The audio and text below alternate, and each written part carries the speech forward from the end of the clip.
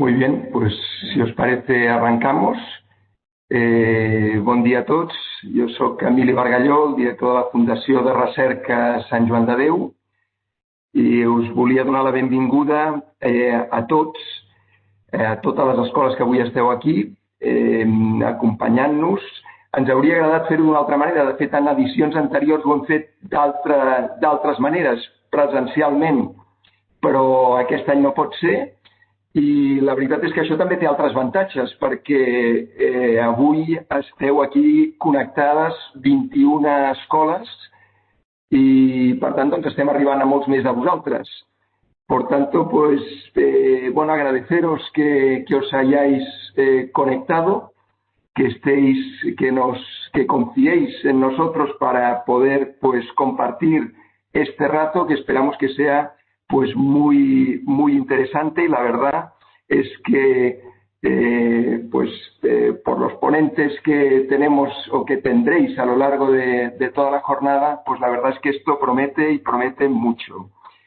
Yo quiero aprovechar para, antes de arrancar con alguna cosa más, pues agradecer a todo el equipo de Farmaindustria que hayan hecho esto posible una vez más. Hace ya unos cuantos años, esta es la 5ª edición de este encuentro que hacemos, y la verdad es que es un placer trabajar con vosotros. Lo comentábamos antes a micrófono cerrado, pero la verdad es que es un placer, nos gusta mucho y ojalá que pues esto lo podamos ir haciendo muchos años más. De agradecimiento para todo el equipo, pero especialmente para Amelia, con la que trabajamos codo con codo en esta situación, pero también a lo largo del año, porque van apareciendo infinidad de asuntos que nos competen a los dos, y que pues vamos trabajando con todos los equipos pues de forma conjunta.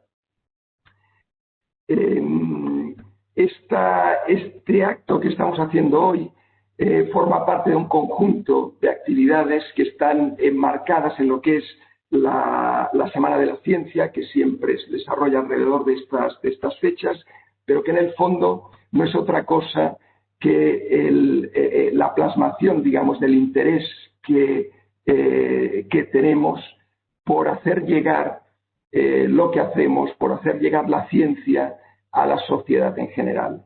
Hacerlo con vosotros, que estáis estudiando, que estáis todavía pensando qué es lo que queréis hacer mañana, en qué grados vais a involucrar, o en qué ciclo también, o en definitiva cómo vais a continuar pues aprendiendo, pues tiene especial interés, porque en el fondo vosotros vais a ser los médicos, el personal sanitario, los investigadores del futuro, y por tanto, pues para nosotros es especialmente importante poder hablar con vosotros y poder intentar trasladaros cosas que nos parecen muy interesantes, y que pues bueno, como en otras ocasiones hemos hablado, por ejemplo, de investigación preclínica o de devices o de ensayos clínicos, pues en esta ocasión nos ha parecido que, dado el momento en el que estamos, pues trabajar todo el tema de las vacunas podía ser de especial interés. Por tanto, pues bueno, vamos a ir abordando el tema a través de los distintos ponentes y esperamos que el tema os resulte interesante. Pero bueno, en definitiva, ¿a qué se dedica el Hospital Sant Joan de Déu? ¿Qué hace el hospital? Yo lo voy a resumir muchísimo, pero pensad que aquí hacemos fundamentalmente dos cosas, o intentamos hacer, mejor dicho, dos cosas, que es curar y cuidar. Curar, que quiere decir pues que cuando hay alguien, niños, porque es a lo que nos dedicamos, cuando hay algún niño que no está bien, que está enfermo, pues acude a nosotros y nosotros intentamos aplicar todo el conocimiento que tenemos para poder solventar aquella situación que se presenta, aquella enfermedad que ha aparecido. Y esto tenemos que hacerlo pues con el máximo de conocimiento. Tenemos que aplicar aplicar, pues, digamos, la última tecnología, el último fármaco, en definitiva, aquello que sea más conveniente, más oportuno a través de todos los profesionales del hospital. Pero hacemos también una segunda cosa, que es cuidar. Y cuidar va un poco más allá de la tecnología, va un poco más allá del medicamento, va un poco más allá del artículo científico, del conocimiento, etcétera. Esto tiene que ver con las personas, tiene que ver con los valores, tiene que ver con la intención, con el estilo, con cómo se hacen las cosas. Y en este hospital, pues procuramos mantener el equilibrio entre pues estas dos cuestiones, ¿no? El curar por un lado, que es nuestra obligación y es lo que tenemos que hacer, si no, pues no vamos mal, pero hacerlo también de una determinada manera, cuidando especialmente al paciente, cuidando a su entorno, a su familia, etcétera.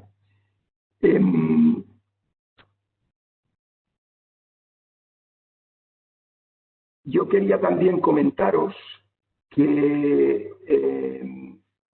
nosotros trabajamos y lo hacemos, digamos, evidentemente con todos los equipos de profesionales que existen en el hospital, que trabajan pues más allá de 2.000 personas, o sea, es una organización grande.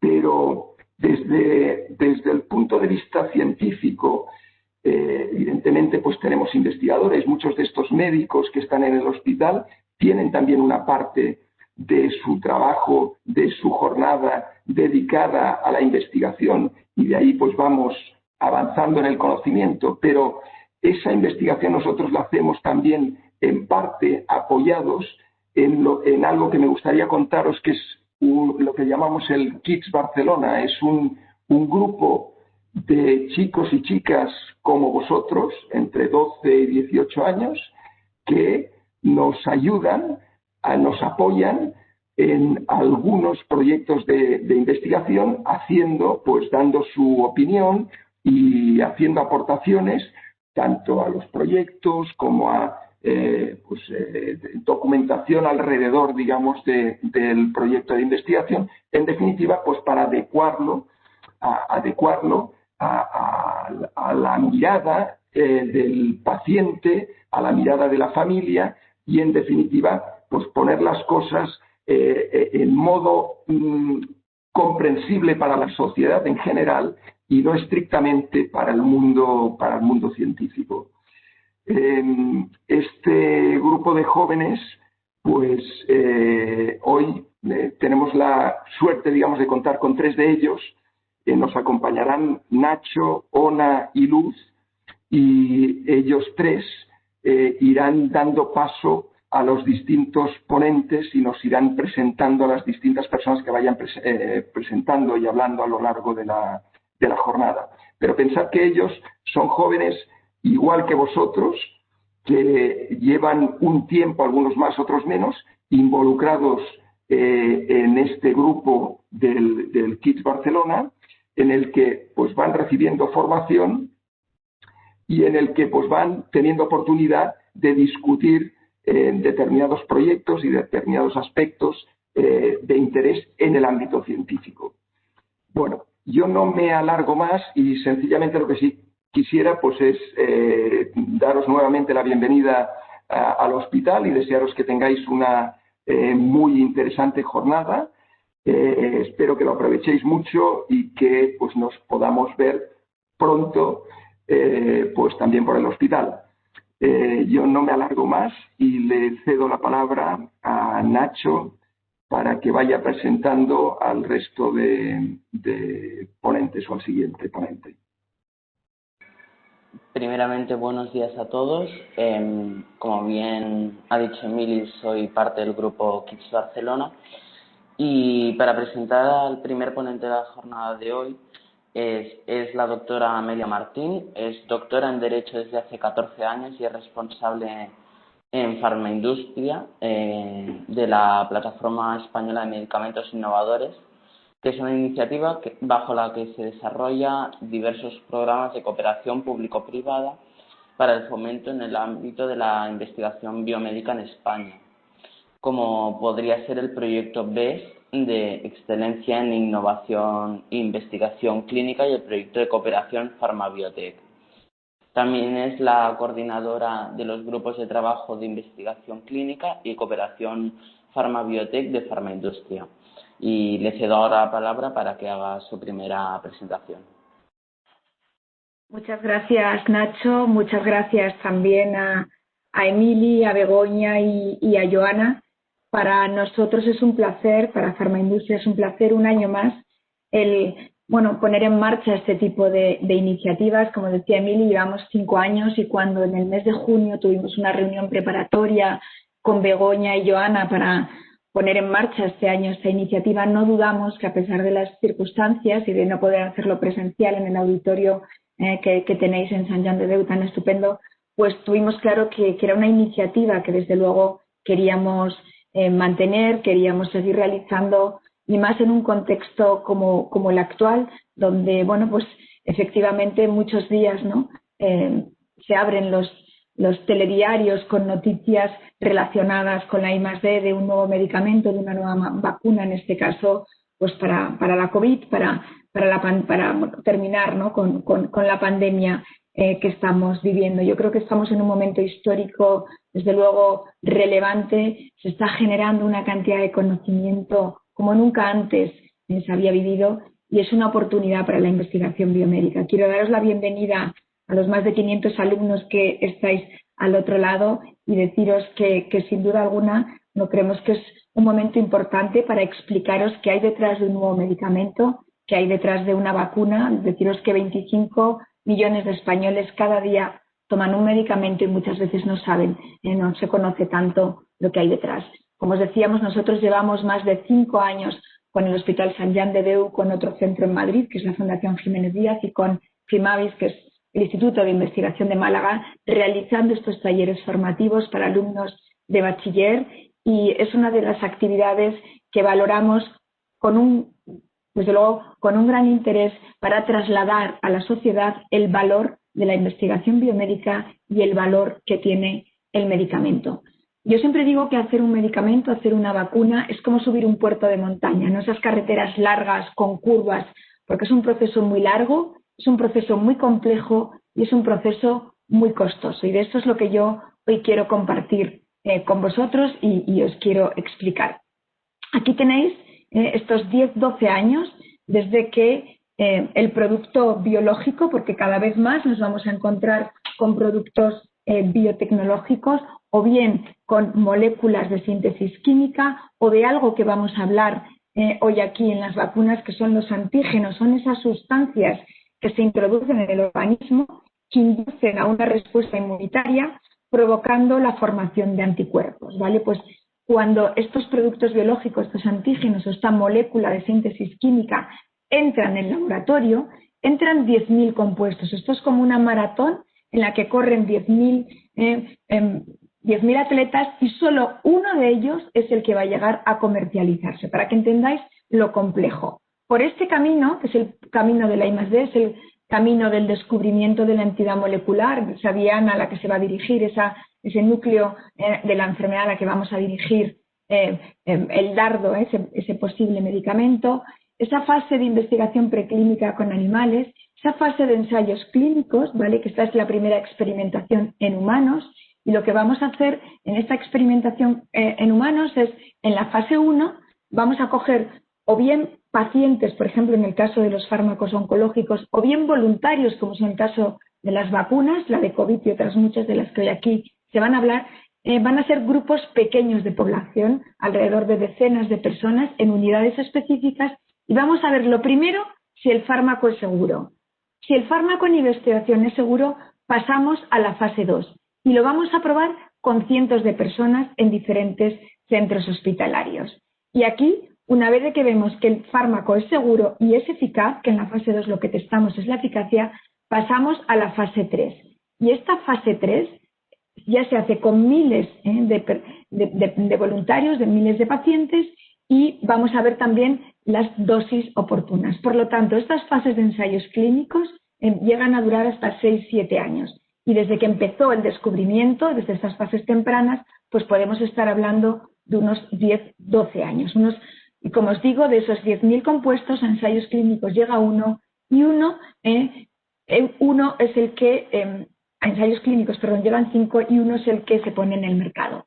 Pero yo quiero decir que a lo largo de la vida del medicamento se sigue vigilando que el fármaco sea seguro y sea eficaz. La farmacovigilancia hace que en un momento determinado, cuando se comunican reacciones adversas de los fármacos, se retiren del mercado. Por lo tanto, la seguridad y la eficacia del fármaco, desde el punto de vista de los pacientes, está por encima de cualquier otro parámetro. Y estos procedimientos que hasta ahora han sido secuenciales y por eso han sido tan largos, vamos a ver cómo en el desarrollo de la vacuna de COVID se están haciendo de manera paralela para poder acelerar estos procedimientos tan largos. Supongo que muchos de los que estáis al otro lado sois del Barça y en la plantilla del Barça todos conocemos jugadores como Messi, como Busquets, como Piqué. Esta plantilla tiene un coste de 878 millones de euros. Y si hubiéramos estado hoy en el auditorio de Sant Jan de Déu, yo os hubiera preguntado si esto era suficiente para hacer un medicamento. Y lamentablemente, a pesar de que la plantilla del Barça es muchísimo dinero, es insuficiente para poner un fármaco en el mercado. ¿Por qué? Porque necesitamos casi 3 plantillas del Barça para poner un fármaco en el mercado. Los fármacos son cada vez más complejos, utilizan técnicas biotecnológicas, van dirigidos a grupos de poblaciones más reducidos porque son más precisos, son fármacos, lo que llamamos una medicina más de precisión, más personalizada. Y estamos alrededor de 2.500 millones de euros en todas esas fases para poner un nuevo fármaco en el mercado. Además, estamos en un momento científico muy interesante porque convergen técnicas desde luego de biotecnología con técnicas de digitalización y eso hace que estemos, como digo, en un nuevo paradigma de la investigación biomédica. Actualmente hay en el mundo 7.000 medicamentos en desarrollo. El área terapéutica que más medicamentos tenemos es el área del cáncer, seguido de enfermedades neurológicas, Alzheimer y otras enfermedades neurodegenerativas, infecciosas, donde están los estudios de todos los SARS y desde luego la COVID, patologías inmunológicas, pero pensar que de estos 7.000 medicamentos en desarrollo, las agencias que tienen que autorizar los medicamentos, que son la EMA en Europa y la FDA en Estados Unidos, únicamente han dado luz verde en el último año, en 2019, a 30 medicamentos en Europa y a 48 en Estados Unidos. Esto demuestra lo complejo que es poner un fármaco en el mercado y que es necesaria mucha investigación para conseguir nuevos fármacos. Por lo tanto, como os digo, poner un fármaco en el mercado nos implica alrededor de 10-12 años, una única molécula llegará a mercado de esas 10.000, más de 2.000 millones de euros. Pero yo quiero decir que estamos en un momento, ya desde hace muchos años, donde la I+D se hace de manera colaborativa, industria farmacéutica, con centros académicos, con pymes biotecnológicas, y lo estamos viendo en muchas de las vacunas que llegan a las últimas fases de desarrollo, por ejemplo en COVID.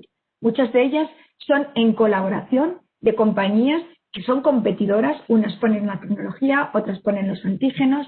También son ejemplos de colaboración de centros públicos de investigación, como el caso de Oxford, de la Universidad de Oxford con la vacuna, con la compañía AstraZeneca. El caso de la vacuna de Pfizer con una pequeña compañía biotecnológica como BioNTech, o sea que es una investigación colaborativa, es coordinada y desde luego, como digo, estamos generando un conocimiento que estoy segura que muchos de vosotros, algunos que decidáis estudiar ciencias de la salud, cuando lleguéis a la universidad en vuestros próximos años, estudiaréis este momento como un momento histórico de generación de conocimiento, porque nunca antes habíamos vivido un momento semejante. Como os decía, en esas primeras fases de la investigación, lo que se hace es una investigación en el laboratorio, se va a conocer en profundidad el origen de la enfermedad para ver cómo hacemos lo del dardo y la diana, es decir, cómo identificamos el origen de la enfermedad y cómo apuntamos adecuadamente para seguir adelante con las fases de los ensayos clínicos. Dentro y antes de llegar a la fase de ensayo clínico es muy importante la investigación preclínica. Esta investigación preclínica se realiza principalmente en animales, pero no se realiza de cualquier manera. La investigación en animales se realiza conforme a una regulación y a una ética, ¿vale?, que tiene que cumplir los principios del respeto, de evitar hacer investigación en animales cuando sea posible a través de modelos informáticos, que cada vez es mayor, ¿vale? Cada vez se reduce más el uso de animales para utilizar modelos informáticos y, desde luego, se reduce también el número de animales empleados y cada vez se minimiza el dolor a los animales. Cuando ha ido bien la investigación en animales, que muchas de las vacunas y muchas de las noticias que ahora oís están, por ejemplo, investigando en macacos, bueno, pues cuando esas investigaciones han ido bien, se presenta un dossier de información a las agencias reguladoras. En España es la Agencia Española del Medicamento y Productos Sanitarios, en Europa es la EMA y en Estados Unidos es la FDA. Y son esas agencias reguladoras quienes tienen que dar la autorización al promotor. El promotor, que puede ser industria farmacéutica o puede ser un grupo de investigadores independientes. Cuando ya tenemos esa autorización por parte de las agencias regulatorias, vamos a empezar lo que se dice que son los ensayos clínicos. El ensayo clínico es la primera vez que el fármaco se testa en humanos. Como yo os explicaba anteriormente, vamos a ver que el fármaco es seguro, vamos a ver que el fármaco es eficaz.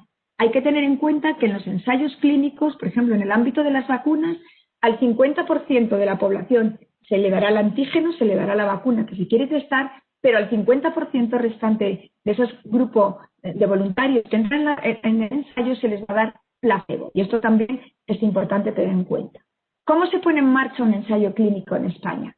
Pues necesitamos que haya un promotor, que en el 80% de los casos el promotor es industria farmacéutica, en el 20% es investigación clínica independiente, investigadores, por ejemplo, de un grupo de hospitales, presentan un dossier de información, lo autoriza la agencia y tiene que haber un comité de ética que dé un dictamen favorable. De este papel del comité de ética, que es un órgano interdisciplinar, os hablará después Joana, pero lo que es muy importante que sepáis es que el comité de ética es quien vela por los derechos de los pacientes. Un paciente que participa en un ensayo clínico tiene que consentir, tiene que dar su consentimiento para poder participar. Y en cualquier momento puede revocar ese consentimiento.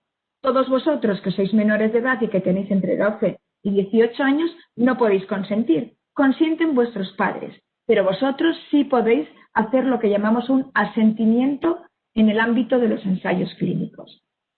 Y después este ensayo se realiza en hospitales, con investigadores, con pacientes, dependiendo si es un ensayo, por ejemplo, para oncología, o con voluntarios, como en el caso de la vacuna. Tenemos una muy buena regulación en España, somos el primer país con la legislación adaptada a Europa y eso ha hecho que nos encontremos entre los mejores países de Europa para hacer investigación clínica. Sin duda alguna hay que hacer investigación clínica en nuestro país, porque además yo siempre digo que lo mejor que le puede pasar a un paciente es que el médico que le da asistencia sea un médico investigador, porque ese médico le va a ofrecer entrar en un ensayo clínico, porque muchas veces entrar en un ensayo clínico es la única y la última alternativa terapéutica para un paciente. Por lo tanto, es desde luego importante que los pacientes tengan acceso a medicamentos innovadores a través de los ensayos clínicos. Es muy importante, y en España se puede hacer investigación de vanguardia, porque tenemos una ciencia excelente, tenemos unos investigadores excelentes, con un prestigio internacional importante, tenemos unos hospitales comprometidos y tenemos compañías farmacéuticas muy comprometidas. Para muchas compañías, España es el segundo país del mundo tras Estados Unidos por participación en ensayo clínico. Y de hecho, estos son datos que se presentaron la semana pasada. La industria farmacéutica invirtió en 2019 1.200 millones de euros. Y la partida más importante, el 60%, estos 700 millones, casi la plantilla, el coste de la plantilla del Barça, es lo que dedicó la industria farmacéutica a invertir en ensayos clínicos en nuestro país. Y esto se hace en colaboración con centros públicos, con centros privados, como el Hospital Sant Jan de Déu, que es uno de los centros excelentes para hacer investigación clínica. Yo quería aprovechar este momento para compartir con vosotros la buena posición de España en los ensayos clínicos de COVID. Ensayos clínicos para terapias y para vacunas. España es el cuarto país del mundo y el primero de Europa en ensayos clínicos de tratamiento contra el coronavirus. 18 compañías asociadas a farmaindustria están liderando ensayos clínicos en esta área terapéutica, pero además también algunos de ellos son liderados por grupos de investigación clínica independiente y el fármaco lo dona la industria farmacéutica. Esta posición excelente de España hubiera sido imposible si no hubiéramos hecho los deberes previamente, si no hubiéramos trabajado conjuntamente Agencia del Medicamento, comités de ética, farmaindustria, centros hospitalarios y desde luego asociaciones de pacientes. Este año la Agencia Española del Medicamento y hasta el día de hoy ha autorizado casi 900 ensayos clínicos, 133 para el área de COVID. Muchos de estos ensayos son reposicionamientos de fármacos, es decir, cuando cuando se declara el estado de alarma el 14 de marzo en nuestro país, se empiezan las compañías farmacéuticas, incluso semanas antes a declarar el estado de alarma, en nuestro país ya estaban buscando dentro de las quimiotecas de las compañías farmacéuticas, dentro de su pipeline, qué fármacos podían tener para dirigirlo para la COVID. Entonces, por eso se reutilizan fármacos, algunos antivirales, otros antiinflamatorios. Pero también es verdad que cada vez más llegan ensayos clínicos de nuevas moléculas para COVID, algunos de ellos también en terapias celulares. A día de hoy solo tenemos 2 autorizaciones, una de la FDA, de la agencia americana, y otra de la europea, para un antiviral para ébola. De lo que sí se ha visto con este antiviral es que reduce el número de días que un paciente está hospitalizado. Y esto desde el punto de vista de los clínicos también es muy importante, porque como decía el doctor Soriano del Hospital Clínic, dice que un paciente esté hospitalizado en estos momentos 10 días en lugar de 15 es ganar una cama 5 días, aparte de la mejoría del paciente.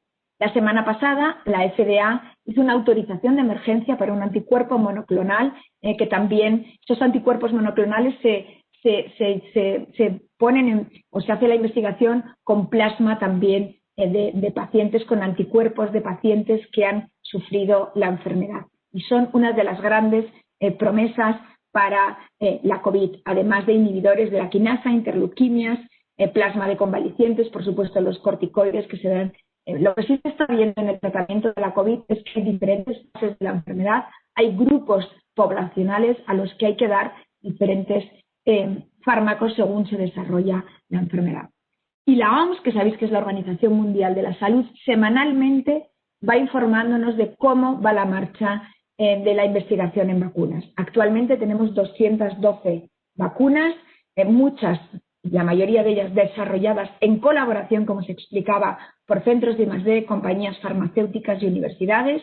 Todavía tenemos 164 en ensayos preclínicos, esos que decíamos que son pruebas en células y en animales, muchas de ellas en macacos, y 48 ensayos ya los tenemos en fases clínicas, ya las tenemos en esas primeras fases o más avanzadas de la investigación con humanos. Y en este caso el 75% es impulsado por la industria en colaboración o de manera solitaria.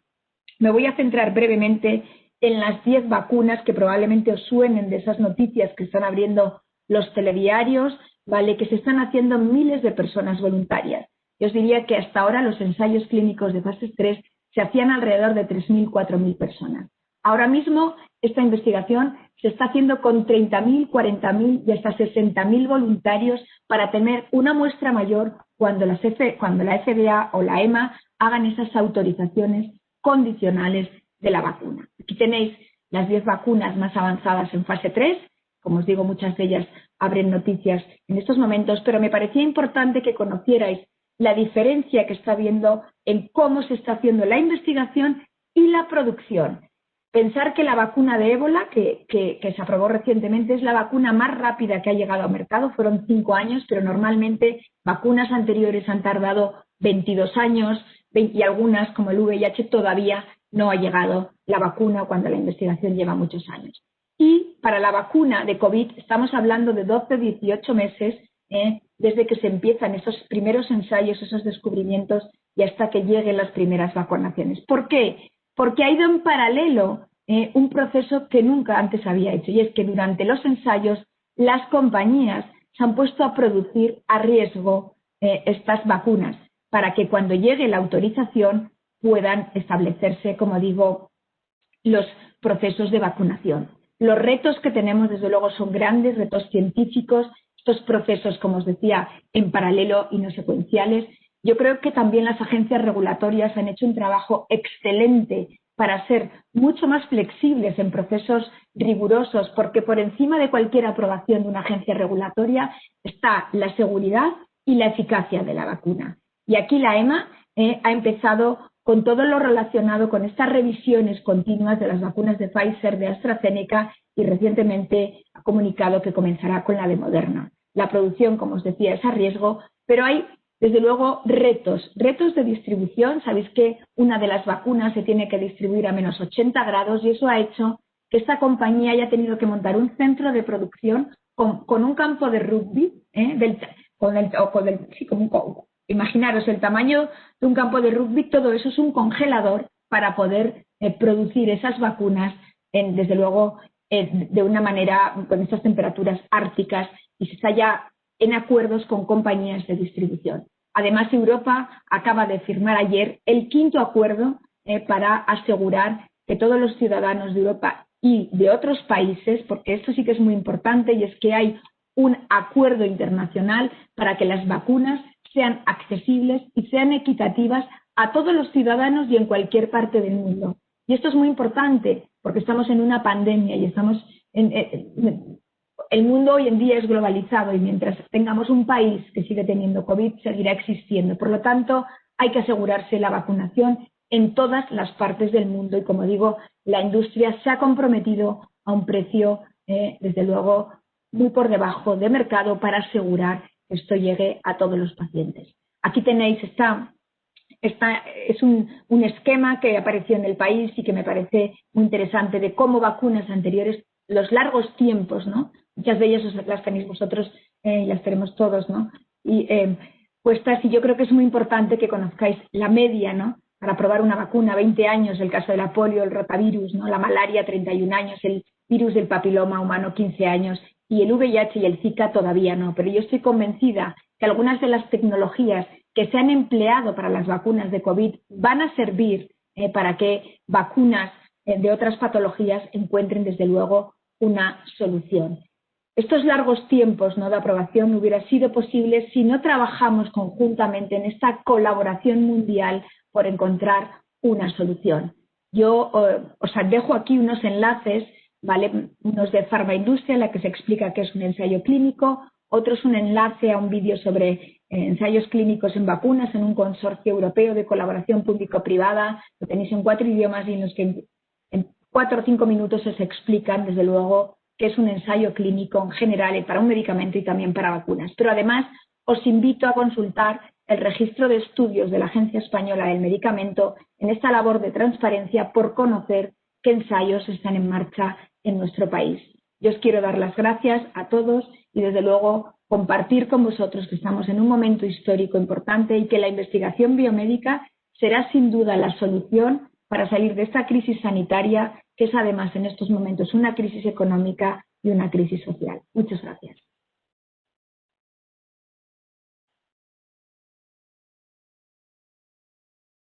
Bueno, pues para seguir así con las presentaciones, me presento yo primero, soy Ona Orduña y os voy a presentar a Joana Claverol, la siguiente ponente. Muy bien, Joana Claverol trabaja en el Hospital Sant Joan de Déu y es responsable de la unidad de investigación clínica. Dirige la Oficina de Ensayos Clínicos desde 2012 junto con el área de participación de pacientes en investigación. La unidad de investigación clínica es una unidad de referencia para pacientes pediátricos a nivel nacional e internacional, especializada en tratamientos innovadores para pacientes de alta complejidad con enfermedades pediátricas raras. Tiene más de 13 años de experiencia en la investigación médica y clínica, en la farmacéutica, biotecnológica, con especial conocimiento en la experiencia del desarrollo de fármacos y de diseño de ensayos clínicos, y todos los aspectos normativos y metodológicos relacionados con la investigación clínica. Pues con esto un poco de resumen, pues que empiezo yo.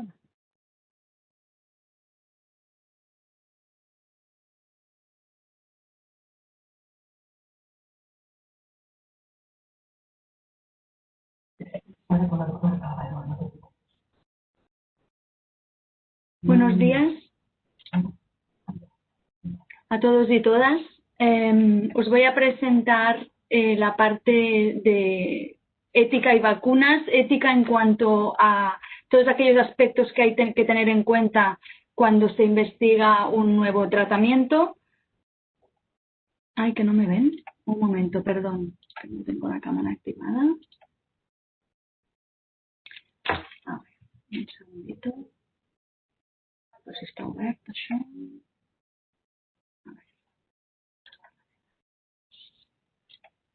La cámara, ahora, perdón, que tenía la cámara apagada.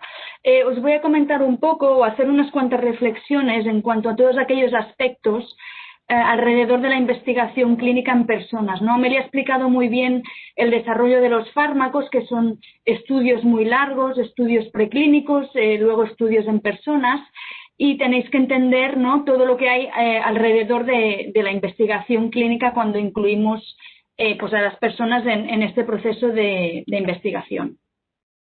Los principios que rigen la investigación clínica son 3 y rigen exactamente igual para los estudios de vacunas. Desafortunadamente, esos principios salen de tipos de investigaciones que se realizaron durante el siglo XX, donde no se respetaron los derechos de las personas que participaban en estas investigaciones. El primer principio es el principio de beneficencia, que es que en cualquier investigación se tiene que analizar muy bien el riesgo y beneficio para aquellos participantes en la investigación. Es decir, no vale todo y por el hecho de querer saber no podemos vulnerar, ¿no?, ni poner en riesgo a la población que participa voluntariamente en esa investigación.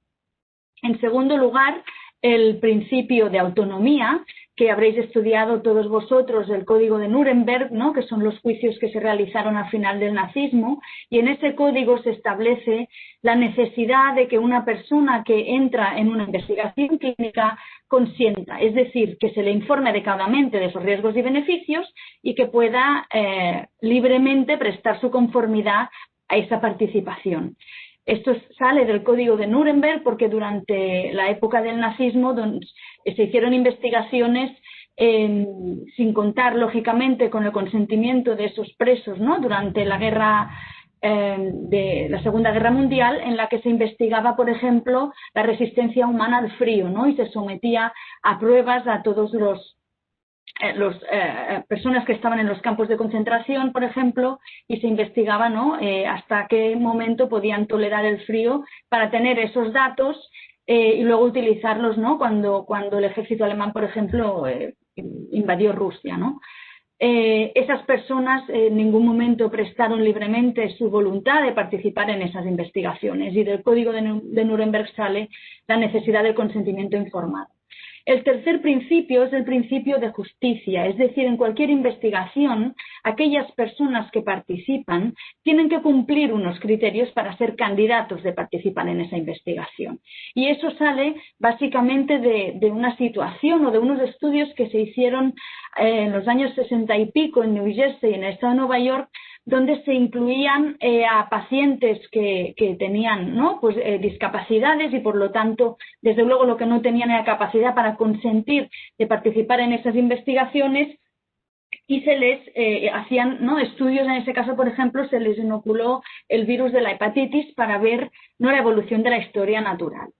Por lo tanto, son hechos históricos, hechos que no se tienen que repetir y hechos que rigen toda la investigación clínica que se realiza a día de hoy. Tenéis que pensar que cualquier tratamiento que vosotros os hayáis tomado o que os haya prescrito algún médico alguna vez ha pasado por todo este proceso de investigación y hay entidades que, digamos, están supervisando que se cumplen estos principios éticos, ¿no?, y que no se vulnera el derecho de las personas.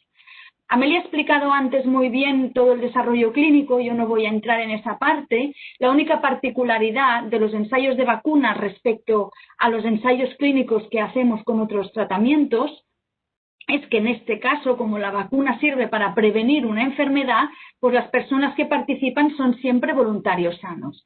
Mientras que en otras enfermedades, cuando estudiamos, por ejemplo, decíamos el ejemplo antes de la hepatitis, cuando estamos estudiando un tratamiento para hepatitis, los que participan son pacientes que tienen la enfermedad. Mientras que en vacunas son voluntarios sanos. Y en estos estudios se compensa también a estos voluntarios por su tiempo de dedicación. Por lo tanto, y aquí el aspecto ético a tener en cuenta es que estas compensaciones nunca pueden ir más allá de lo estrictamente necesario para compensar el tiempo, ¿no?, que estas personas están dedicando a participar en estos proyectos. Ha explicado también muy bien antes Amelia la carrera, ¿no?, que hay para el desarrollo de estas vacunas y todo lo que cambia respecto al estándar del desarrollo, ¿no? Ella ha explicado que hay una fase primero preclínica, después hay una fase 1, después una fase 2, después una fase 3. Sin embargo, si veis en el gráfico que tenéis debajo, se comprimen todos estos tiempos y además se solapan las fases. Esto es bastante nuevo, de hecho no lo habíamos visto hasta ahora en el desarrollo convencional por, digamos, la situación de emergencia mundial que hay, ¿no?, de que estos medicamentos lleguen lo antes posible al mercado.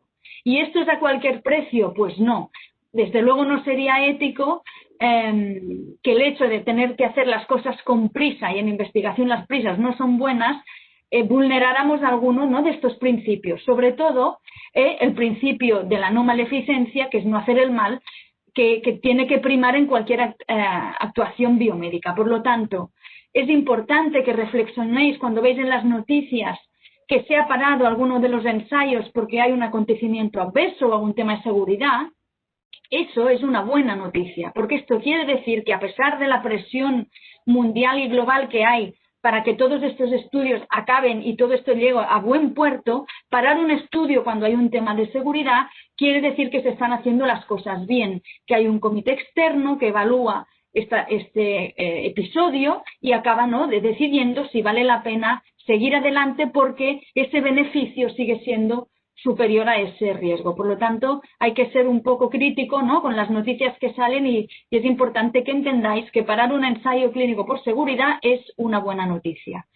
Otra discusión, y también ha comentado Amelia cuántos ensayos hay en curso, tendríamos quizá que reflexionar, ¿no?, todas esas personas, voluntarios que están participando, esos miles de personas que están participando en esos ensayos. Cuando tengamos una vacuna que demuestre eficacia y seguridad, ¿será ético seguir con todas esas personas participando voluntariamente?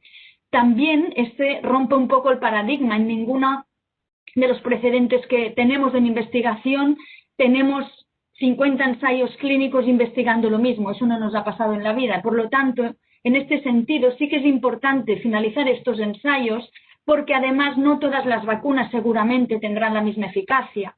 A lo mejor la conveniencia de aplicación, o explicaba Amelia, ¿no?, lo del campo de fútbol o de rugby, ¿no?, con un macrocongelador. Tenéis que entender que a lo mejor habrá sitios en el mundo donde no será fácil distribuir un tratamiento que tiene que llegar a -80, ¿no? Por lo tanto, disponer de otras opciones de vacunas, pues a lo mejor, ¿no?, con una perfil de seguridad parecido, con una eficacia parecida y una mejor conveniencia a la hora de transportar esta vacuna a los sitios, ¿no?, donde están las personas, pues puede ser interesante y por lo tanto también sería uno de los casos donde podría ser importante finalizar todos estos estudios independientemente de que llegue una primera vacuna al mercado.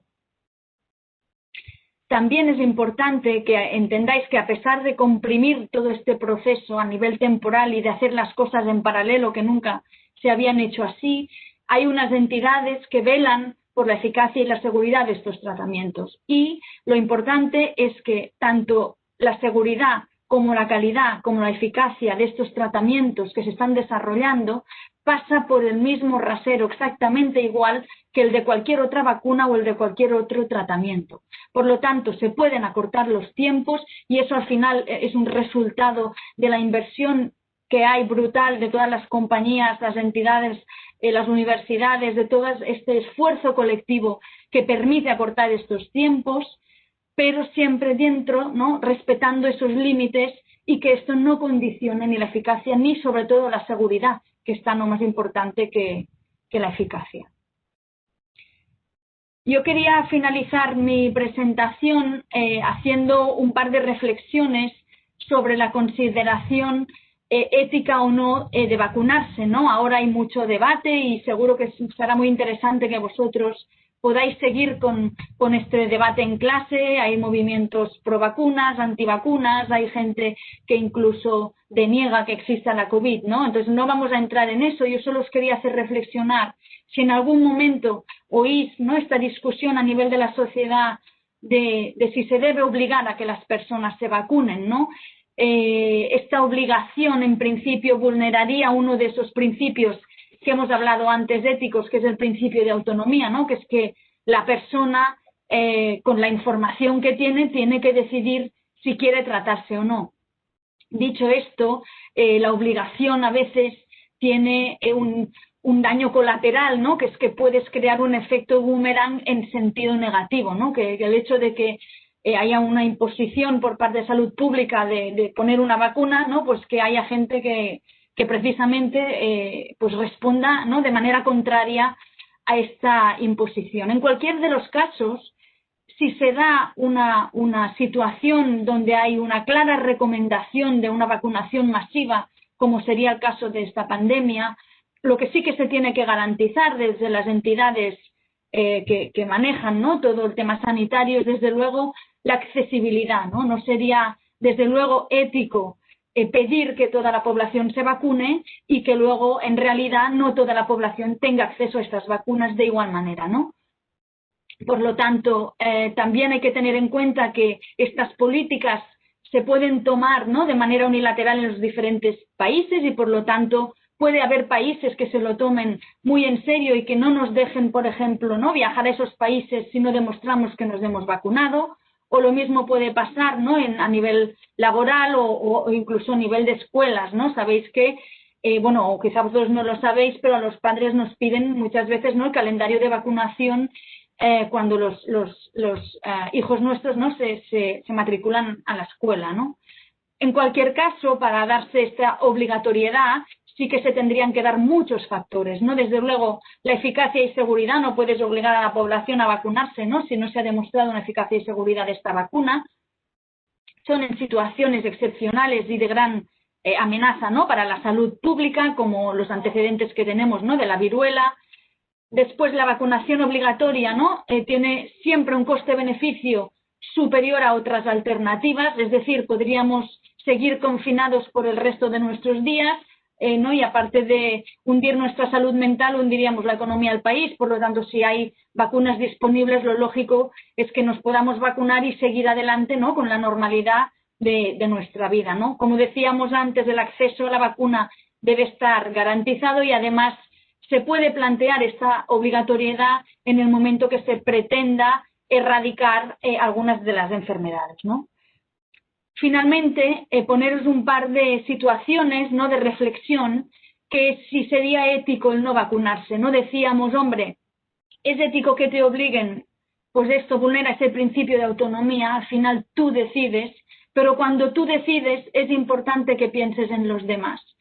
La vacunación, sin duda, ¿no?, constituye la política de salud pública que ha demostrado a lo largo de todos estos años más eficacia en cuanto a la prevención de las enfermedades. Por lo tanto, nadie puede discutir, ¿no?, la utilidad de las vacunas. Y nos tendríamos que plantear situaciones como la de la primera foto, ¿no?, que sale una persona cuidando a una persona mayor, y pensemos, ¿no?, en esas personas mayores que están a nuestro alrededor, si sería ético, ¿no?, que eligiéramos, por ejemplo, el no vacunarse, no poniendo en riesgo a esas personas, ¿no?, que a lo mejor se podrían contagiar por el hecho de que yo he decidido que yo no me vacuno, ¿no? O incluso, en algunos casos, como se comentará después, hay personas que desafortunadamente por las enfermedades que tienen no pueden vacunarse, ¿no? Y no tendríamos el resto quizá una obligación moral, ¿no?, de realmente vacunarnos para proteger también a esas personas que, aunque quieran, no pueden, ¿no?, por el tipo de enfermedad. Finalizo ya mi presentación con una última reflexión, ¿no?, que es que a veces los árboles no nos dejan ver el bosque y sí que me gustaría apelar a vuestro espíritu crítico y de discusión y que a veces ¿no? Se olvidan los beneficios de la inmunización que tanto ha demostrado a lo largo de estos años cuando vemos ¿no? en los titulares noticias sobre los efectos secundarios, ¿no? Evidentemente, todo tratamiento tiene un riesgo, pero siempre que este beneficio sea superior al riesgo, tendremos que centrarnos en esa parte de ver el bosque y ver el beneficio que aportan estos tratamientos. Muchas gracias. Bueno, muchas gracias, Joana, por todo lo que nos has explicado también.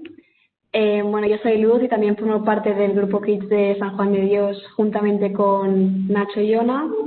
Y bueno, ahora haremos un pequeño descansito de 10 minutos y por lo tanto es muy importante que seáis puntuales a las 15 y por favor no salgáis del evento para así evitar problemas de conexión y bueno, que disfrutéis.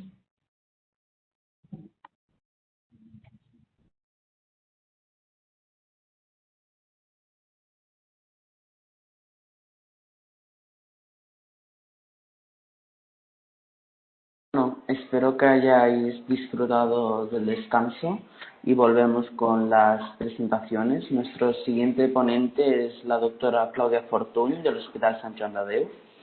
Ella es médico especialista de pediatría con dedicación en los últimos años en especialidad de enfermedades infecciosas, fundamentalmente aquellas que se adquieren por transmisión vertical. Formó parte del grupo de investigación de enfermedades infecciosas pediátricas y ha colaborado en la elaboración de guías de práctica clínica a nivel nacional relacionadas con la infección VIH, infección por CMV o toxoplasmosis. Es profesora agregada de pediatría en la UB desde el año 1995, en el que doctoró en esa misma universidad, y a la que ahora le cedo la palabra para que haga su presentación. Muchas gracias, Nacho, por la presentación. Bien, yo voy a colocaros en una situación diferente a las dos anteriores ponentes, puesto que, bueno, quizás os vaya a recordar algunos aspectos que ya tenéis más lejos vuestro, que es la época pediátrica en donde vuestros padres os llevaban a vacunar a vuestra área básica, ¿no? Y vamos a hablar un poco de qué son las vacunas, ¿no? Qué tipos de vacunas hay, cómo se componen, qué requisitos debería cumplir una vacuna ideal y, bueno, entonces vamos a situarnos en lo que ahora tenéis más presente y que voy a utilizar como ejemplo, pues las vacunas frente al COVID. ¿Qué es una vacuna? Bueno, pues ya habéis podido intuir con las explicaciones anteriores que pues este es un producto destinado a que nosotros generemos una inmunidad contra una enfermedad, estimulando la producción de anticuerpos y evitando, evidentemente, que hayamos pasado antes esta enfermedad o esta infección, ¿no? Puede tratarse pues de un microorganismo que ha sido tratado para que esté inactivo o bien que haya sido atenuado, es decir, que se haya reducido su virulencia, o a veces no es el microorganismo en sí, sino algunas de sus proteínas, ¿no?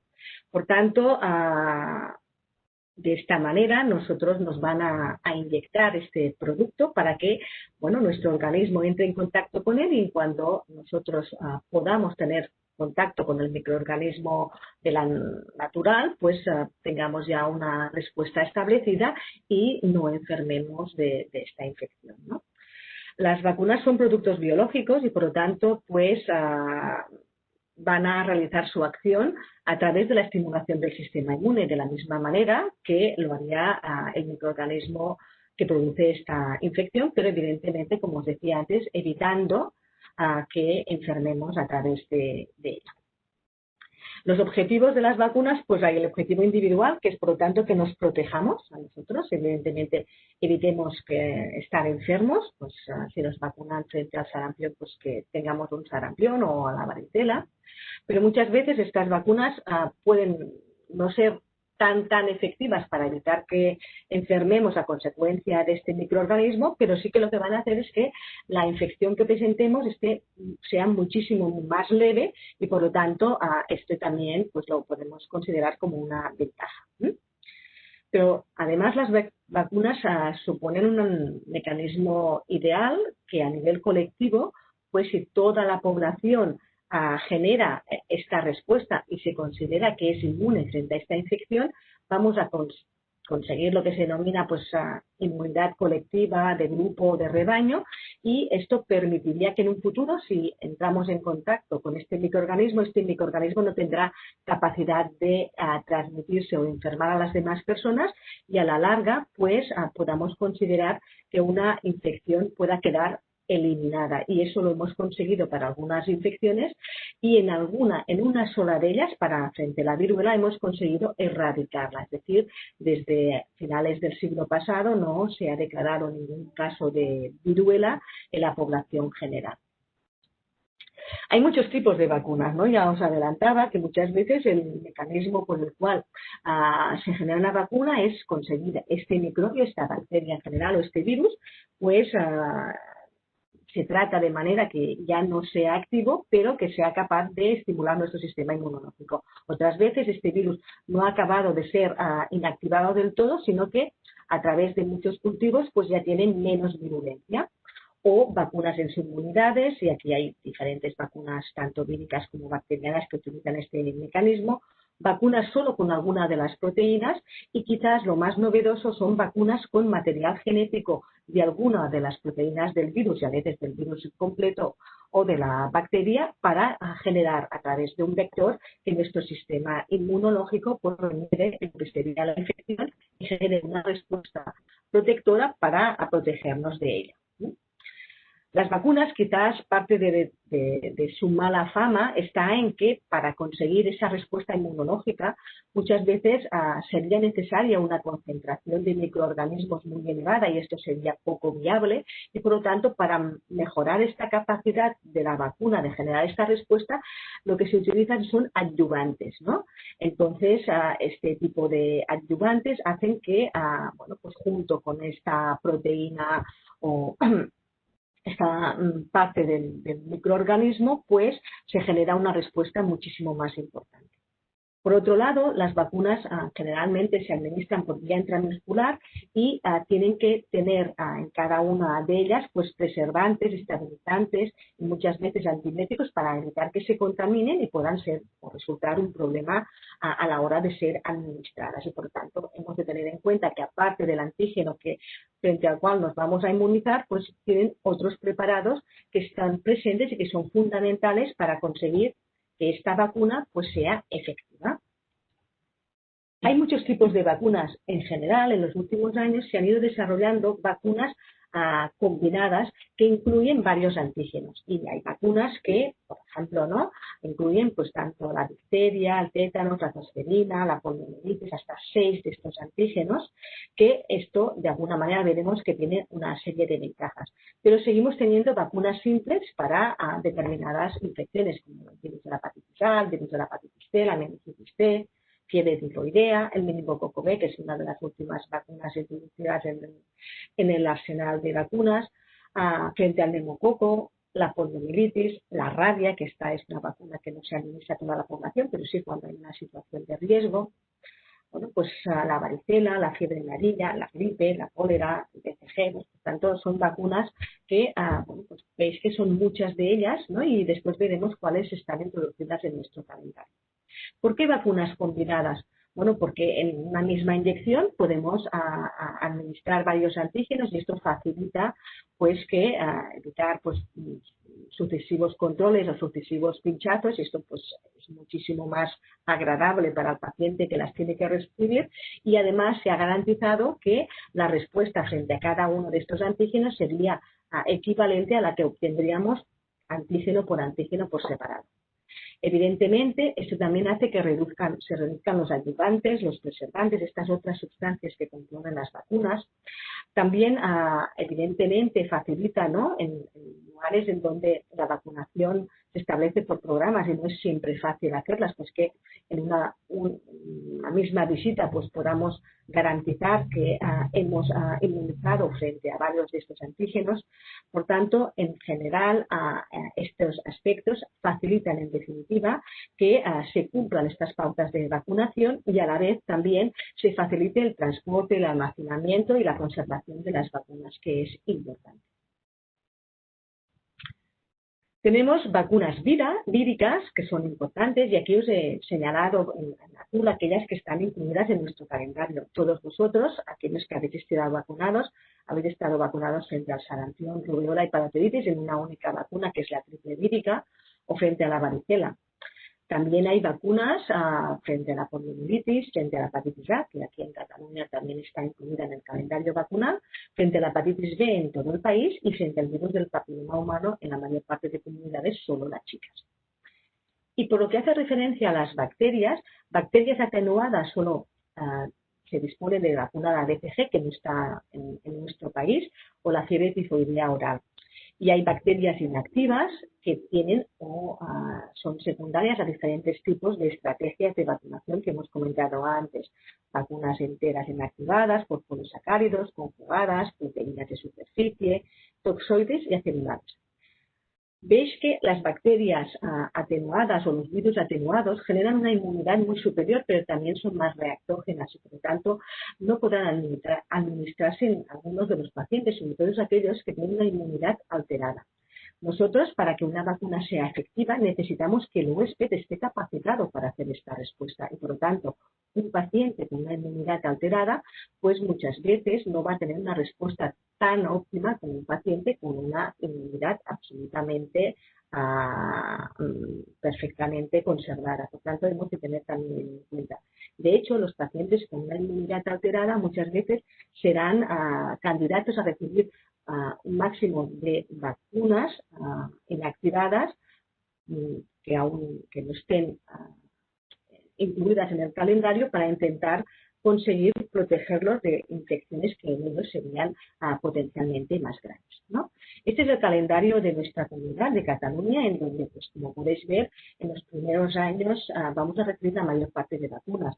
La vacuna hexavalente a los 2, 4, actualmente y 11 meses. Esta vacuna hexavalente, recordemos que incluye difteria, tétanos, tosferina, poliomielitis, hemófilos, influenza, que era responsable de un tipo de meningitis que prácticamente no tenemos ahora después de la implementación de la vacunación, también de la hepatitis B y más recientemente frente al neumococo conjugada. Eso también ha disminuido la incidencia de infecciones por neumococo de aquellos serogrupos que están incluidos en la vacuna. También tenemos incluida en nuestro calendario la vacuna frente a la meningitis conjugada tipo C a los 4 y a los 12 meses y la triple vírica que administramos al año. La vacuna triple vírica contiene rubéola, sarampión y parotiditis y es altamente efectiva, de manera que con una sola dosis probablemente protegeríamos a toda la población y hacemos un refuerzo para aquellos pacientes que no hubieran conseguido una buena respuesta con la primera dosis, con lo cual un 99% tendrán una inmunidad protectora frente al sarampión, que es una de las infecciones que se intentan eliminar en los países de Europa y de América del Norte y que gracias por la situación de muchos movimientos antivacunas no hemos conseguido erradicar aún en este siglo. Ese es el calendario vacunal de la Asociación Española de Pediatría, que incluye las vacunas que os he dicho y algunas que son no están financiadas en los diferentes programas, que son la vacuna frente al rotavirus, que nos protege de una diarrea, la vacuna frente al meningococo B y la vacuna frente al meningococo C ACWI, que actualmente pues hay algunos serogrupos circulantes que hacen más adecuado administrar esta vacuna y como también puede afectar a niños mayores, en el calendario vacunal de la mayor parte de comunidades se ha incluido a partir de los 12 años. ¿Qué requisitos debería cumplir una vacuna? Esto ya también lo han ido repasando las anteriores ponentes. Pues una vacuna fundamentalmente tiene que ser segura. Lo que intentamos es maximizar este beneficio de la vacuna y, por lo tanto, lo que hemos de tener en cuenta es que los efectos adversos que pueda tener en los estudios siempre sean muchísimo menores que las complicaciones secundarias a su administración. Y, evidentemente, toda la información que se ha tenido que generar a raíz de esta investigación, pues determinan que las personas que la puedan recibir no van a presentar ninguna otra enfermedad ni ninguna otra complicación. Pero evidentemente lo que buscamos es que sea efectiva y los resultados determinan que la respuesta obtenida sea protectora. De hecho, la mayor parte de vacunas que vamos a recibir durante nuestra vida han demostrado este hecho y todas tienen una eficacia en general superior al 95%. Pero además necesitamos que sea una vacuna estable. Pensar que hay muchos millones de personas que la deberán de recibir que se encuentran en lugares en donde las condiciones no son las mismas que tenemos nosotros aquí. Es decir, no hay posibilidad igual de tener luz eléctrica y por lo tanto pues, si hay que tener esta vacuna en una determinada temperatura pues va a verse dificultada. Muchas veces esta vacuna debe de viajar, tiene que tener una movilidad y por lo tanto tiene que tener una estabilidad garantizada. Debe ser de fácil implementación. Si en la vacuna para conseguir inmunidad tendríamos que administrar muchísimas dosis, pues esto no sería viable, un volumen importante tampoco. O tenemos que mirar de que la administración sea simple. Actualmente se están investigando otras técnicas que permitan pues administrar más de una vacuna a la vez y por técnicas que muchas veces nos supongan la inyección tal como la tenemos contemplada actualmente.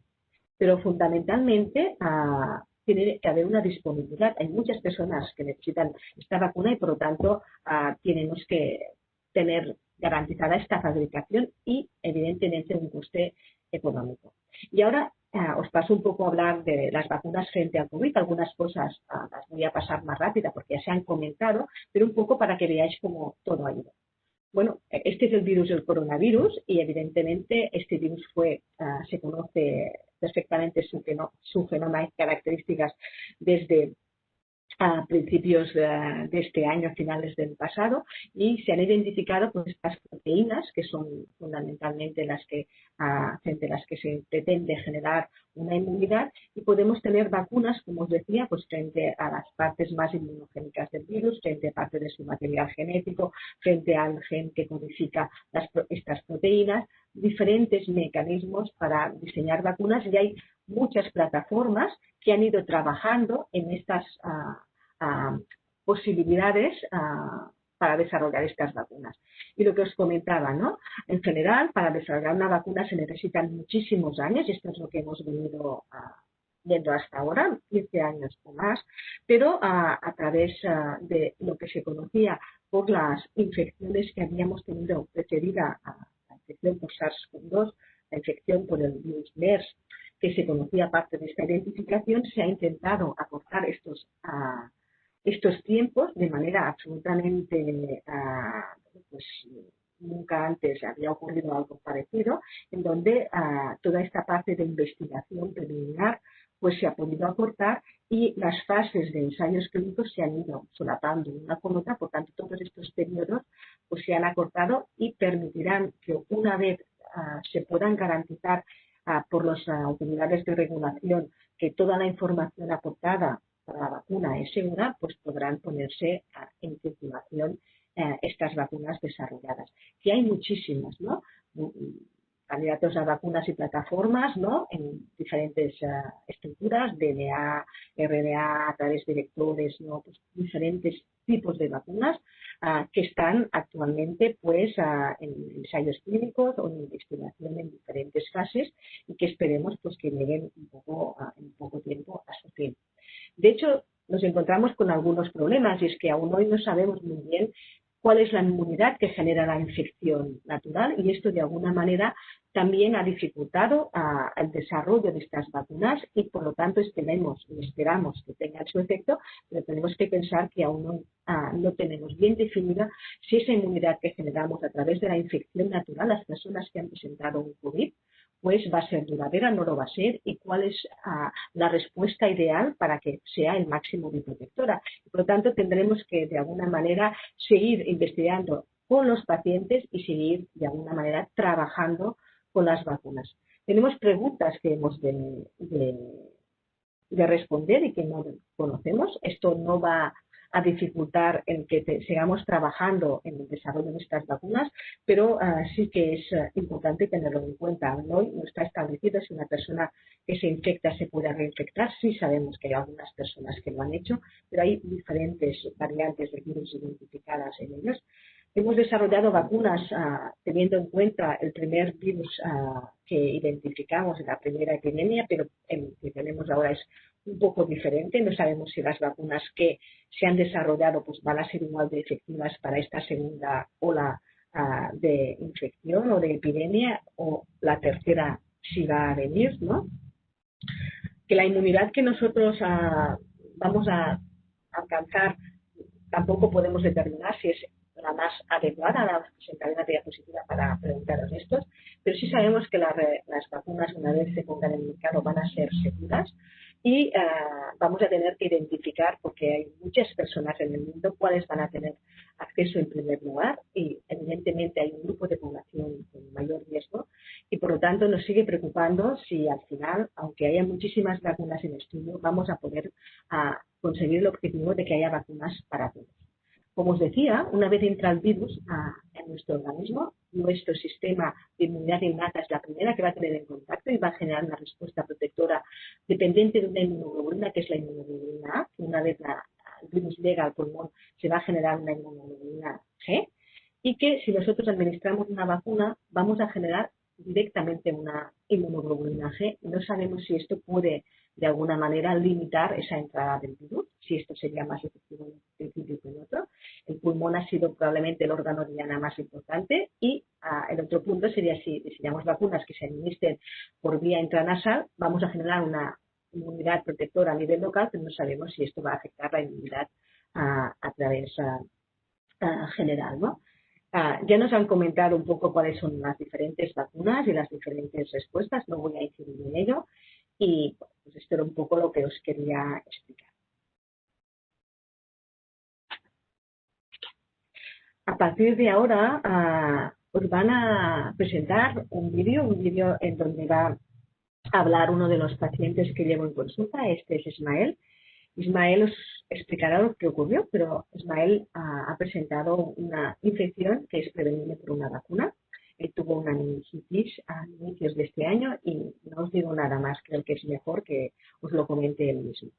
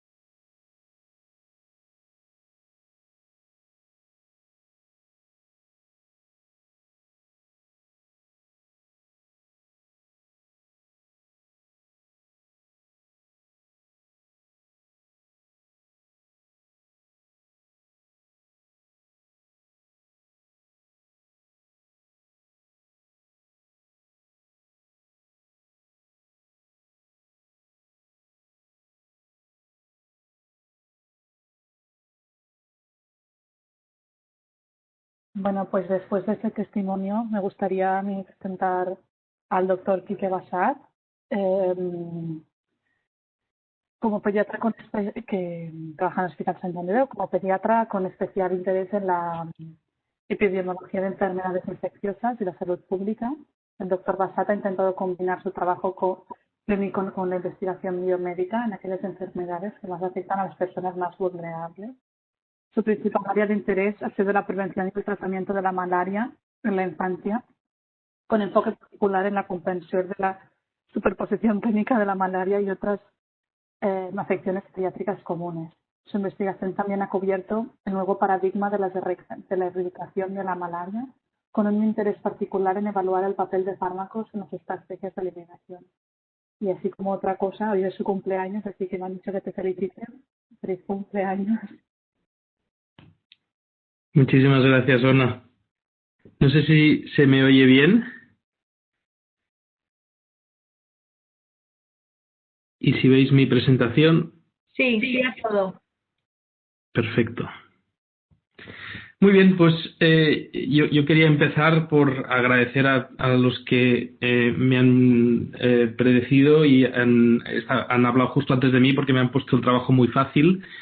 Y sobre todo también quería agradecer a Ismael por su testimonio. Yo creo que testimonios como el suyo son fundamentales. Os deberían quedar muy claros los beneficios de las vacunas y agradezco el valor de Ismael de ponerse delante de una cámara y de explicar su historia porque me ha parecido un ejercicio fantástico y ha transmitido muy bien los beneficios de las vacunas.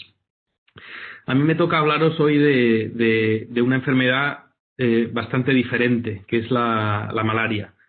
Y permitidme que haga una pequeña introducción sobre esta enfermedad y os explique unos pequeños conceptos básicos para que os ubiquéis de lo que estoy hablando, ¿no? La malaria es una enfermedad transmitida por los mosquitos, pero el mosquito no es el agente infeccioso. Los mosquitos simplemente hacen de transportador, de taxi, de unos parásitos que nos infectan y que se introducen en nuestras células sanguíneas y que tienen unos efectos muy nocivos sobre nuestra salud.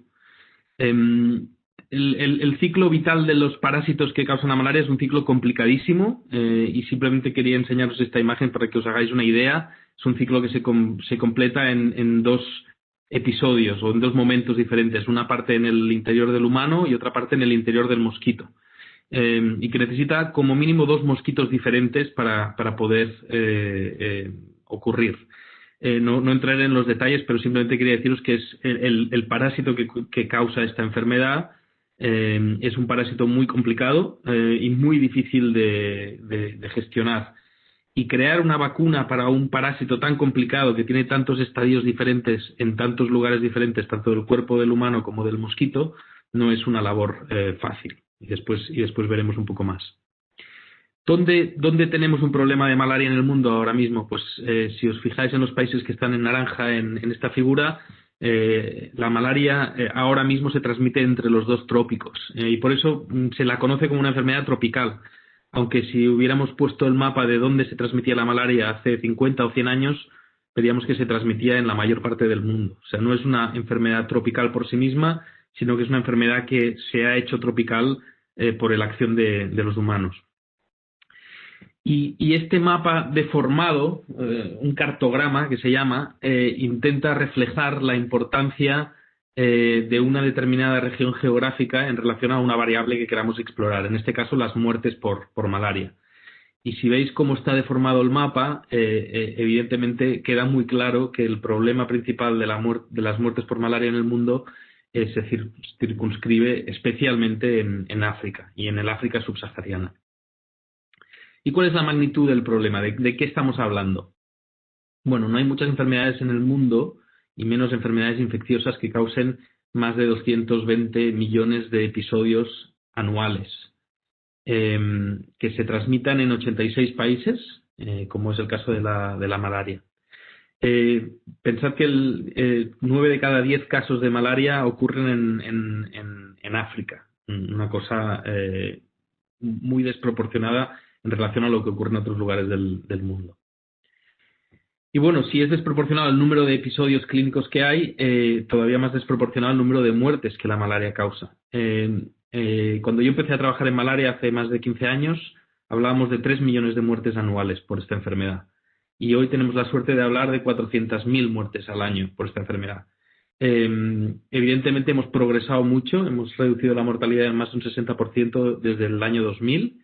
Pero pensad lo que es 400.000 muertes al año. Son 4 Nou Camps, 4 estadios del Barça llenos cada año de gente que no debería morir por una enfermedad prevenible y tratable.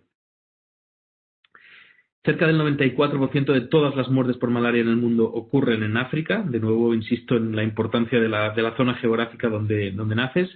Y lo más importante, desde mi punto de vista como pediatra, es que 2 de cada 3 muertes por malaria ocurren en niños menores de 5 años de edad. Una enfermedad muy sesgada hacia las edades pediátricas.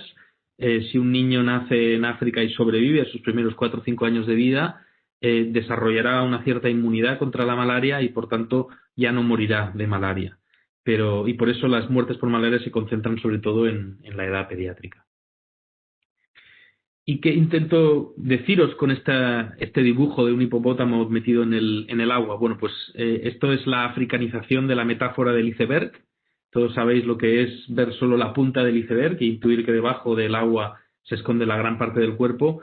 Pues lo mismo pasa con la malaria. Y lo mismo pasa con la malaria africanizando la metáfora y diciendo que es como las orejas del hipopótamo, ¿no? Cuando tú miras a un hipopótamo que está en el agua, solo ves una parte muy pequeñita del problema principal. Y lo que vemos a nivel de los hospitales africanos o centros de salud africanos es solo una muy pequeña parte de lo que realmente pasa a nivel de la comunidad. En esta gráfica podéis ver cómo las cifras de la malaria han mejorado de forma muy notable los primeros 15 años entre el 2000 y el 2015, una disminución de los nuevos casos de malaria en un 37% y una disminución de la mortalidad en un 60%. Esto es muy grande, son unos progresos gigantes en cuanto a esta enfermedad. El problema es que desde el año 2015 nos encontramos en una especie de encrucijada, ¿no? En un cruce de carreteras, porque estas cifras de descensos anuales de los números de la malaria y de las muertes por malaria se han estancado. Y no solo se han estancado, sino que con la llegada de la pandemia estas cifras están volviendo a subir. Estamos en un momento muy crítico en nuestra lucha contra la malaria y por culpa de la pandemia de COVID-19 estamos a riesgo de retroceder años o incluso 15 años y volver a cifras parecidas a las de los años 2000 solo como consecuencia de esta pandemia. Y dejadme ahora que os hable un poquito de las vacunas contra la malaria. Veréis en esta figura que todos los puntitos son un proyecto de vacuna de la malaria, o sea, no es un área donde haya pocos proyectos de vacunas de la malaria, al contrario, hay muchísimos prototipos de vacunas, pero muy pocas de estas vacunas han ido avanzando por todas las fases de desarrollo clínico, primero en las fases preclínicas y después en las fases clínicas, como os han explicado antes que yo. Y ahora mismo tenemos a una vacuna, que es la que me gustaría explicaros la historia, la vacuna llamada RTS-S, que ya ha sido licenciada, que por lo tanto ya teóricamente podría aplicarse, implementarse en aquellos lugares donde más se necesita, pero dejadme que os explique un poquito cómo ha ido la historia. Porque esta historia es una historia muy larga y empieza a finales de los años 70 del siglo pasado, cuando se clona el gen CS del circunprozoito del parásito, uno de los genes del parásito que será fundamental a la hora de desarrollar un prototipo de vacuna. A finales de los años 80 se hace el primer diseño experimental del prototipo de la vacuna. En el año 92 se prueba por primera vez en humanos, voluntarios sanos. Y se prueba en una veintena de voluntarios en Estados Unidos y las cifras de eficacia que arroja esta vacuna son muy bajas. Solo está protegido 1 de cada 4 voluntarios. Esto nos daría pie a muchísimo optimismo. En cualquier otra área de enfermedad probablemente se hubieran abandonado los estudios aquí, pero en la malaria, que es una enfermedad peculiar, se siguió investigando y se siguió trabajando. Y en el año 2001 se prueba por primera vez en una zona endémica, en una zona donde sí se transmite la malaria. Y se hace el primer ensayo clínico en adultos expuestos de forma natural al riesgo de infectarse. se vacunan a 250 adultos y se obtiene una eficacia de un 34%, con una duración de esta protección muy cortita, apenas 15 semanas. De nuevo, unos resultados muy preocupantes, muy negativos, nada esperanzadores, pero hay fe de que el prototipo de esta vacuna podría funcionar, sobre todo en aquella población de mayor interés, y aquí es cuando entramos a jugar un papel nosotros. En el año 2003, y entre el 2003 y el 2004, se hace por primera vez el ensayo en la población realmente diana, que son los niños africanos, habiéndose demostrado la seguridad sobre todo de esta vacuna, ya se puede desescalar a una edad inferior y se aplica esta vacuna a casi 1.900 niños de entre 1 y 4 años de edad y se obtiene una eficacia de 30% contra la malaria clínica, pero lo más importante es una eficacia del 50% contra los episodios más graves, aquellos que matan de malaria.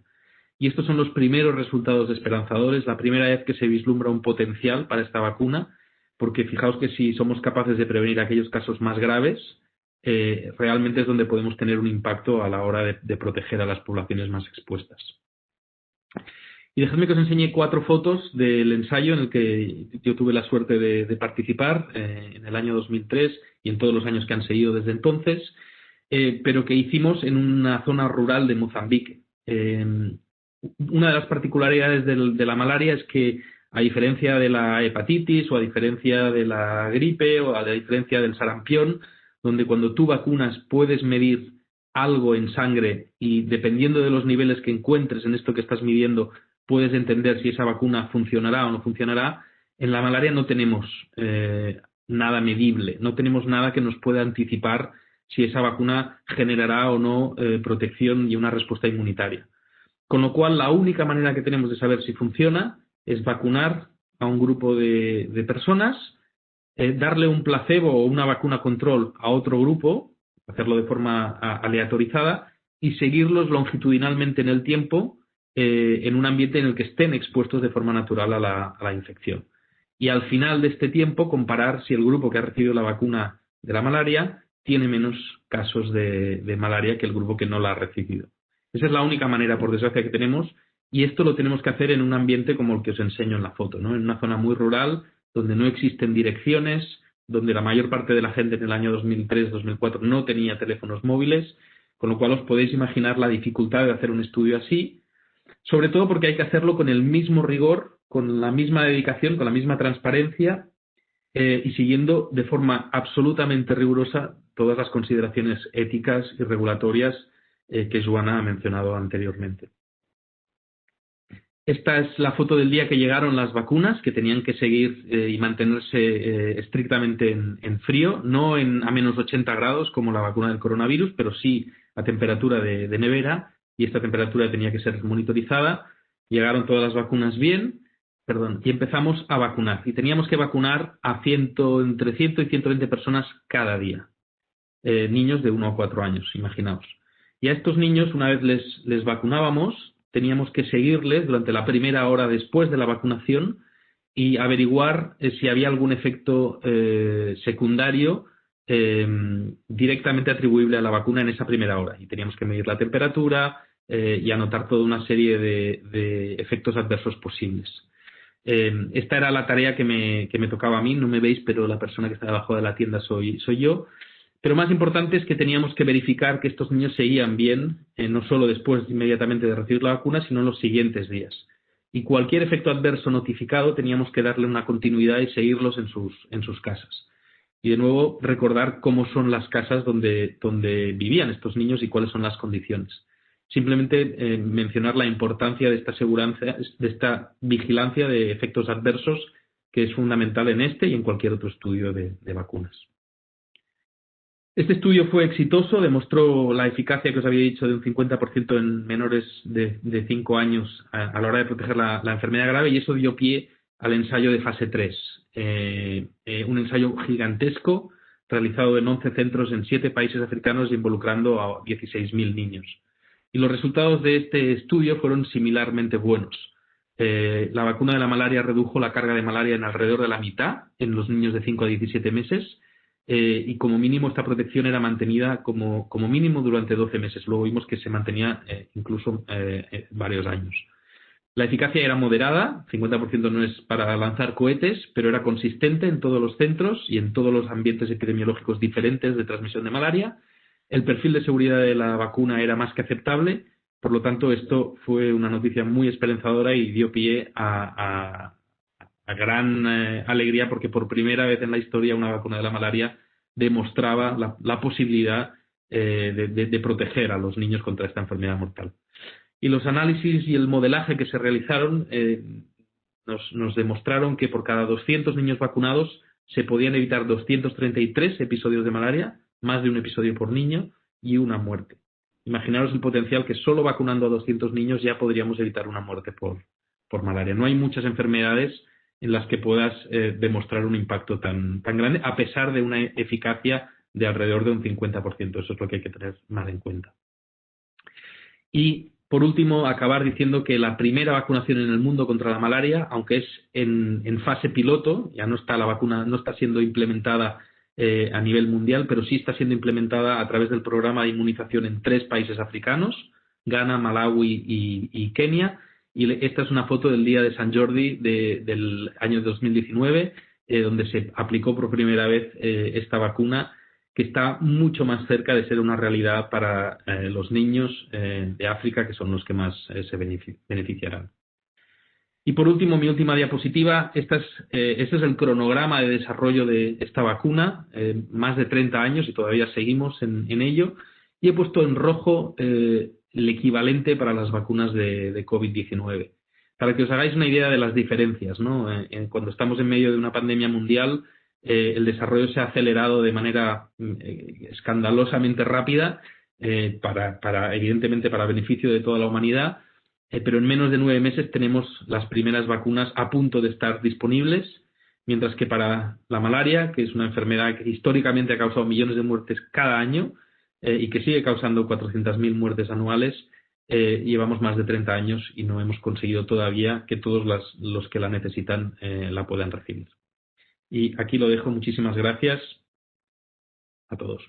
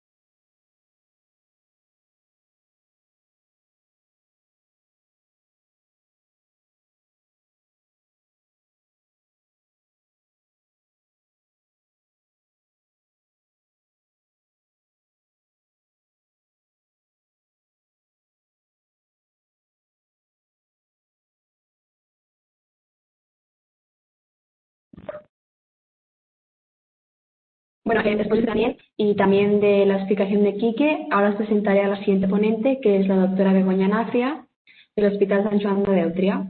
Begoña cuenta con experiencia en iniciativas de participación de los pacientes en investigación y es coordinadora del grupo de jóvenes pacientes expertos KIDS Barcelona, bueno, que somos Ona, Nacho y yo los que estamos hoy, y también de la red EYPACNet, acreditada por la Agencia Europea del Medicamento. Entonces, bueno, cuando quiera, Begoña.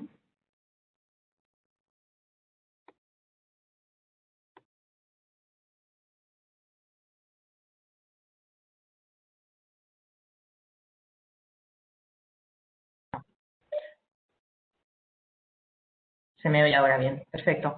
Muy buenos días a todos. Muchísimas gracias a Luz, a Nacho y a Ona y a todos los chicos y chicas que forman parte del grupo KIDS Barcelona. Yo voy a centrarme en un proyecto del Hospital Sant Joan de Déu en un proyecto que va en la línea de lo que explicaba esta mañana cuando abría la jornada Emili Bargallo, que es la educación de los jóvenes y la educación de los pacientes. En nuestra institución nos interesa mucho escuchar la voz de los jóvenes y de los pacientes para los cuales nosotros trabajamos, ¿no?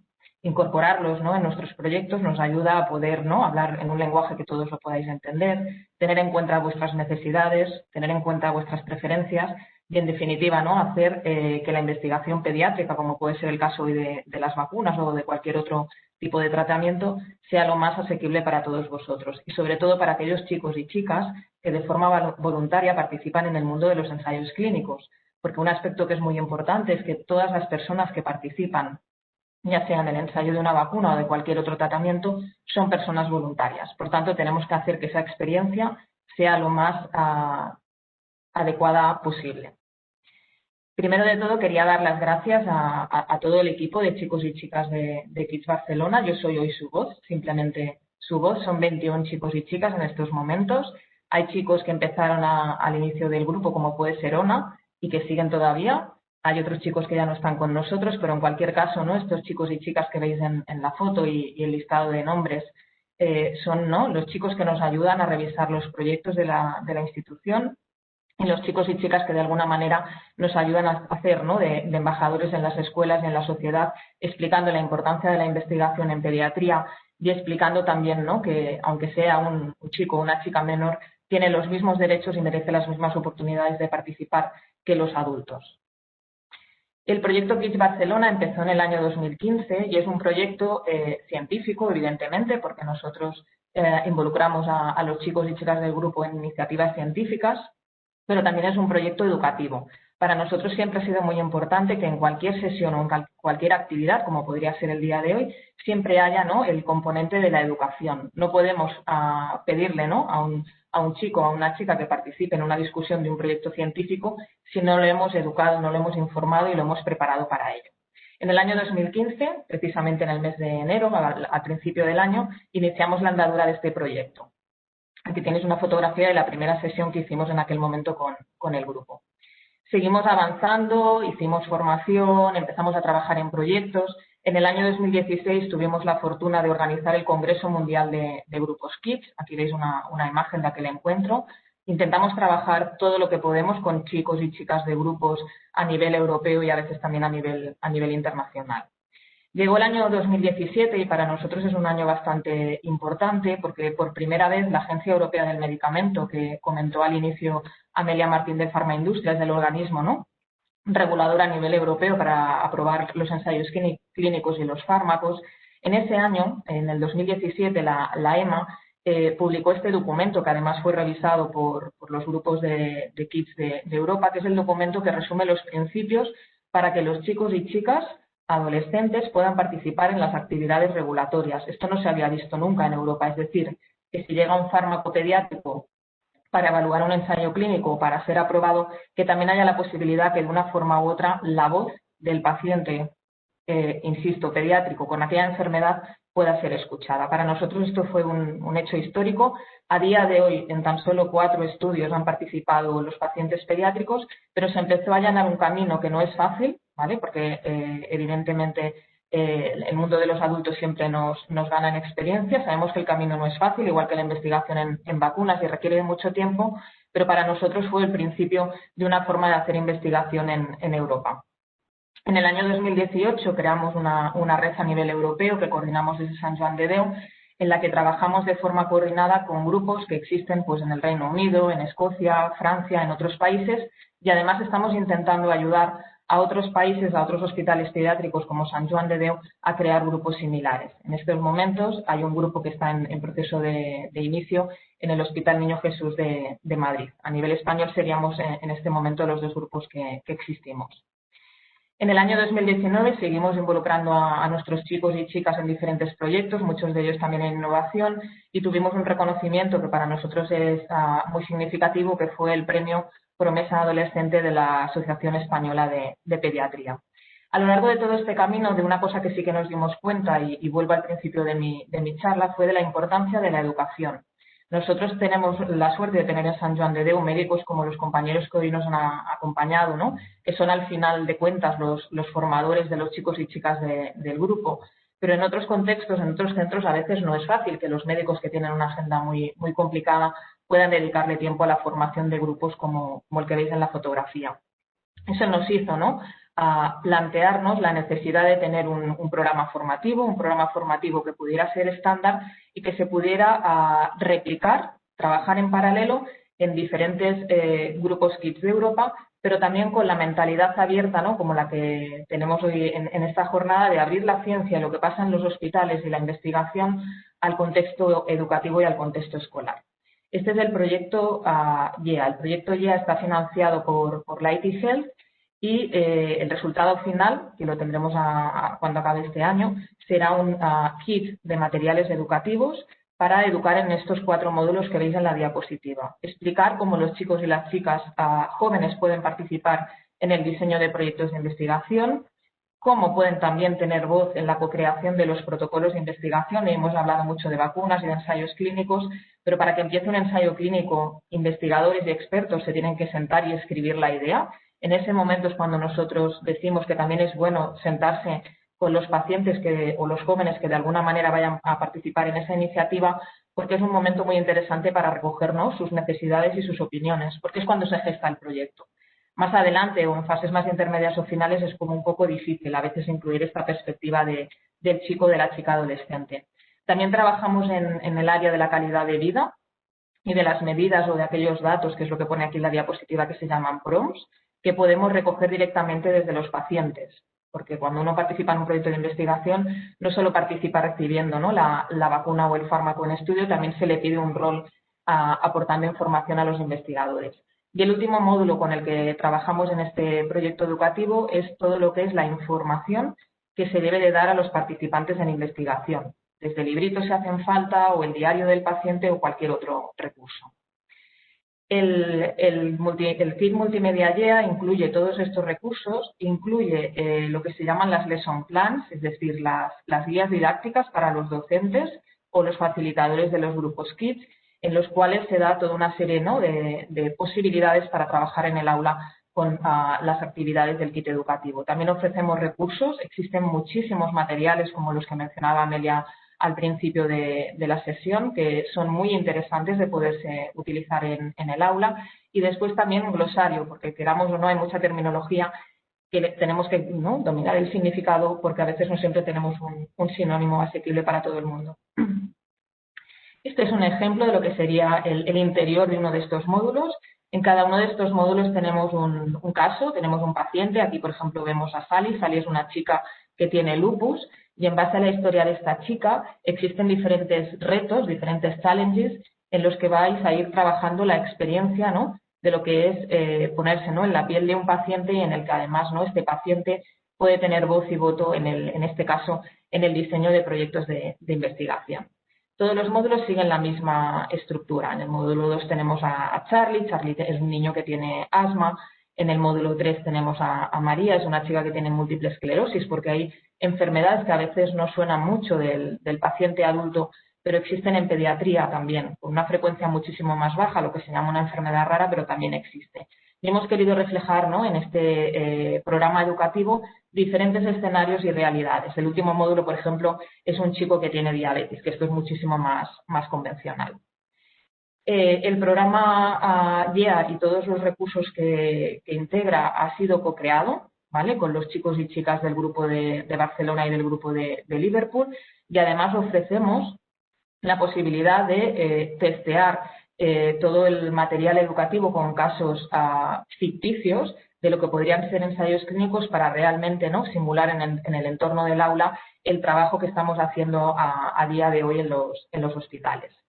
Simplemente, por mi parte, no me quiero extender mucho más. Dejaros un correo electrónico de contacto si alguno de los docentes que hoy nos acompaña quiere conocer más sobre el programa. Para nosotros, como decía al principio, es una responsabilidad social hacer que esta educación sobre la ciencia y esta educación vinculada a la participación llegue, ¿no?, más allá de lo que serían las paredes de nuestro centro.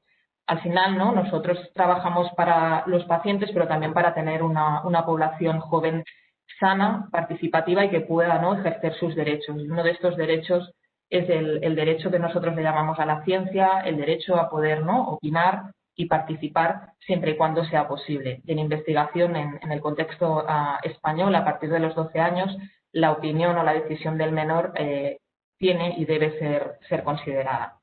Esto es todo de mi parte. Agradecer también a Pharma Industria que por quinta vez haya confiado en nosotros para trabajar con esta jornada dentro del marco de la Semana Europea de la Ciencia, y confiamos, ¿no?, seguir trabajando duro porque al final, ¿no?, creemos que siempre se tiene que seguir, ¿no?, aprendiendo y educando a la población, y que es la manera, ¿no?, de poder tener una sociedad más justa y más sana para todos. Muchas gracias.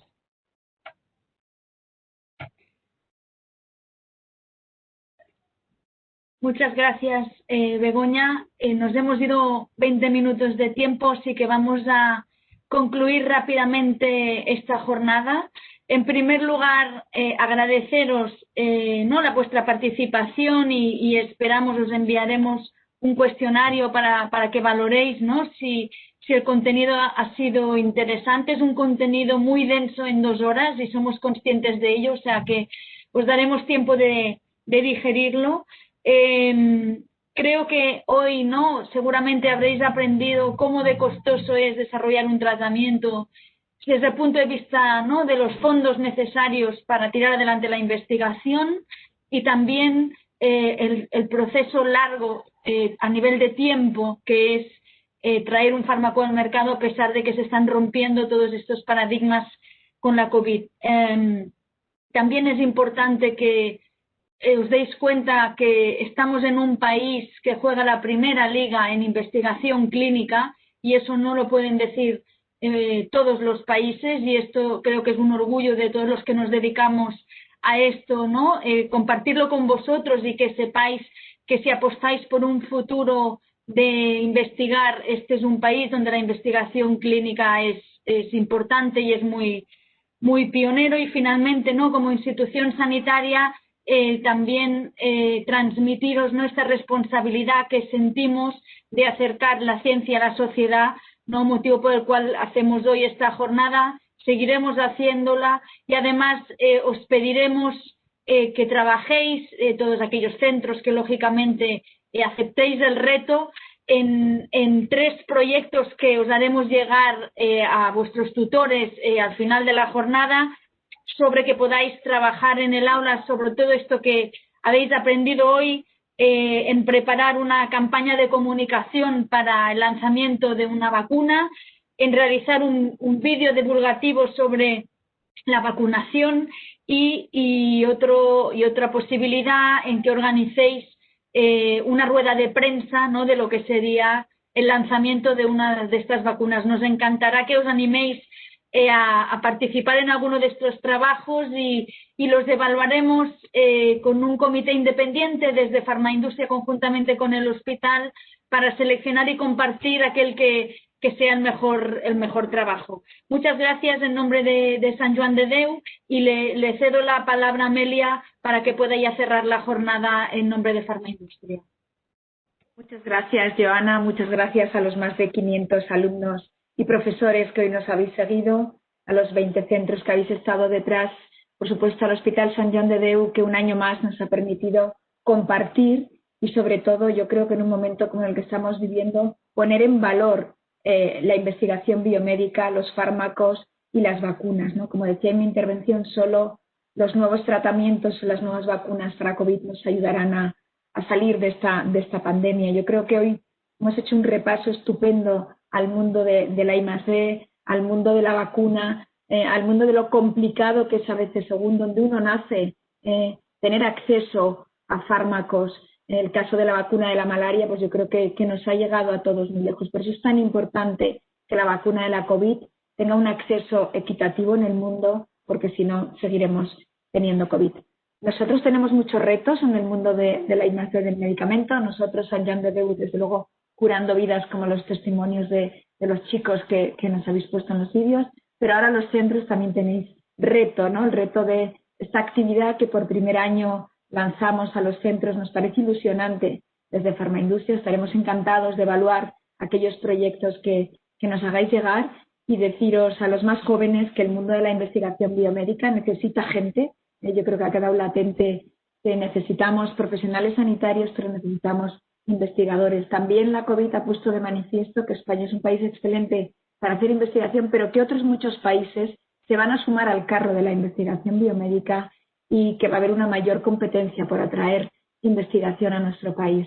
Así que, sin más, termino diciendo que sois el futuro de nuestra sociedad y que estaremos encantados de trabajar con vosotros en los próximos meses. Muchas gracias.